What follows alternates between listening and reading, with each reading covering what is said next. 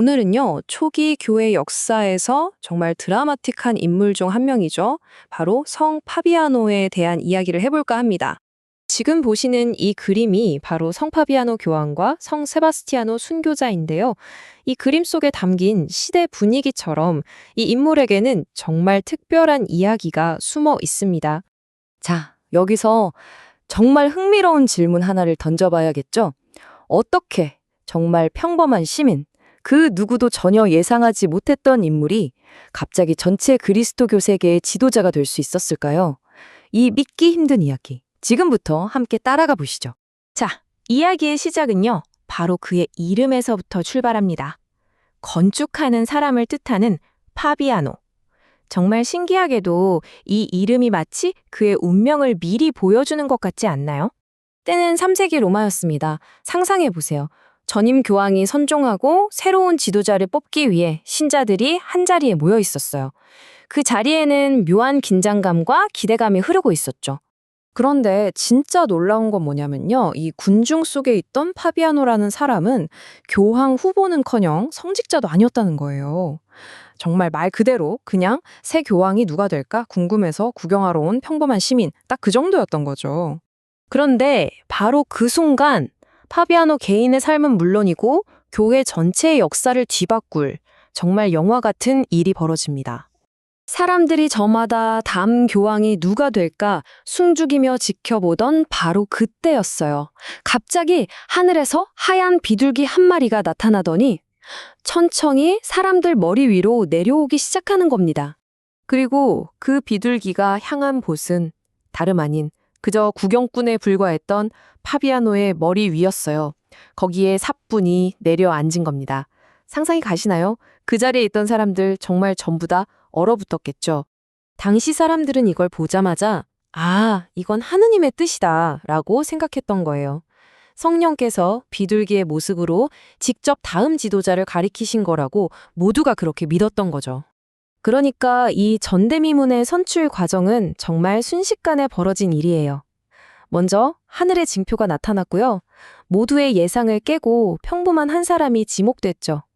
그러자 사람들은 한치의 망설임도 없이 그를 새로운 교황으로 선포했습니다. 정말 하루아침에 인생이 바뀐 거죠. 자, 이렇게 정말 영화처럼 교황이 된 파비아노. 과연 그는 어떤 지도자였을까요? 이제부터는 그의 놀라운 업적들을 한번 살펴보겠습니다. 그는 정말 자기 이름처럼 교회를 건축한 사람이었습니다.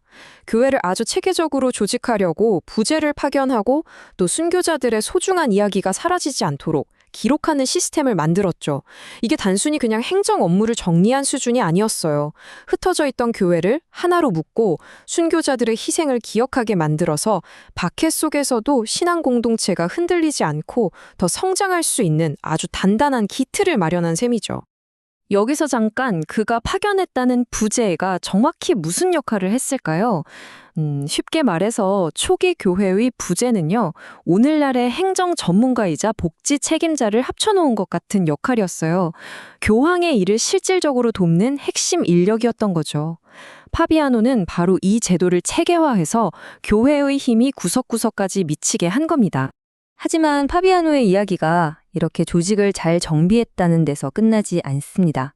그의 임기 막바지에 그의 신앙은 당시 세계 최강 대국이었던 로마 제국의 권력과 정면으로 부딪히게 되죠. 그의 대담함과 원칙을 아주 잘 보여주는 유명한 일화가 하나 있어요. 당시 황제였던 필리푸스가 부활절 예식에 떡하니 나타나 참여하려고 했을 때 파비아노는 황제라고 예외는 없습니다 하면서 먼저 모든 사람 앞에서 죄를 고백하고 참여하는 자리에 앉아야만 예식에 참여할 수 있다고 단호하게 선을 그은 겁니다. 이건 그냥 한 사람의 용기를 보여준 사건을 넘어서요. 세상의 어떤 권력보다 하느님의 법이 위에 있다는 걸 온 세상에 선포한 아주 상징적인 장면이었죠. 하지만 이런 굳건한 신앙은 새로 등극한 황제에겐 눈엣가시였을 겁니다. 파비아노는 13년 동안 교회를 이끌었지만 그리스도교의 아주 적대적이었던 데키우스 황제가 권력을 잡으면서 대대적인 박해가 시작됐고 그의 운명도 결정되고 말았습니다. 결국 그는 자신의 믿음을 끝까지 지키다가 목숨을 잃게 됩니다. 데큐스 왕제의 명령에 따라 참수형을 당하면서 영광스러운 순교의 관을 썼다고 기록되어 있죠. 자, 오늘 이렇게 파비아노 성인의 삶을 쭉 따라와 봤는데요. 평범한 시민에서 시작해서 교회의 기틀을 다지고 순교자로 생을 마감한 그의 삶, 한 마리 비둘기로 시작된 이 놀라운 이야기는 어쩌면 오늘을 살아가는 우리에게 이렇게 묻는 것 같습니다. 진정한 리더십이란 과연 무엇일까요? 그리고 우리 인생에 갑자기 찾아오는 운명적인 부르심 앞에서 우리는 과연 어떻게 응답해야 할까요?